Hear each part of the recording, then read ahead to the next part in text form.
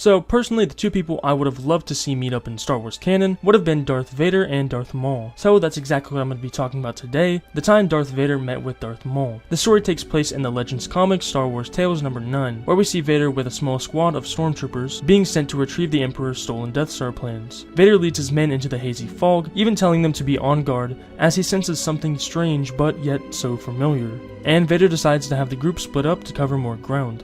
As the other group continues, the rest of them begin to feel that something is off as well, when out of nowhere they see a flash of red and one of them loses their head. They can barely see through the haze, but one of them manages to see an intruder, so he opens fire, accidentally hitting another trooper. They spot him again and begin firing at him, but he deflects it into one of them, and proceeds to wipe out the rest of them with ease. We then go back to Vader, who just reached a temple entrance, where he suspects the stolen plans to be. He and his troopers make their way through the temple, where along the way the two begin to talk about the dark side history of the temple, when out of nowhere one of them begins to choke on their words. The other pleads to Vader, telling him that it was just idle talk, but he then too begins to choke as well. Vader tells him that it's not his doing, making him just as confused as them, so he calls out shouting, "Show yourself," when 3 hooded figures reveal themselves. They explain to Vader their ancient Sith bloodline, and scold him for his old Jedi ways, stating that he has never truly gotten rid of his light side, deeming him not fit to be a Sith. So Vader ignites his blade, swinging at them, but his attack is blocked by none other than Darth Maul himself. They begin to fight when the 3 figures order them to stop, so that they can explain more to Vader. You see, Maul, who was dead at the time, was brought back by Sith magic and the 3 Sith Elders, as a means to make a true Sith apprentice for Sidious. The two then begin to fight again, which seems to be almost evenly matched, as Maul even has time to trash talk Vader, calling him a Jedi the whole fight.